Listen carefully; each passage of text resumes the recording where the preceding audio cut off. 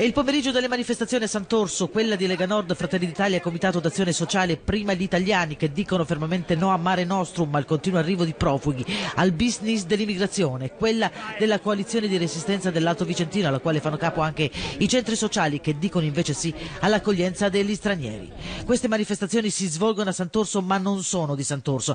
Con questa frase il sindaco Balzi prende le distanze dalle iniziative di protesta di oggi e abbandona la piazza del comune da dove è partito il corteo silenzioso e composto che è arrivato fino all'hotel Duca d'Este che ospita una cinquantina di profughi. E ci sembrava giusto non dividerci per porre delle bandierine, ma manifestare assieme compattamente per dare un segnale forte per quello che riguarda la nostra posizione sulle politiche dell'immigrazione.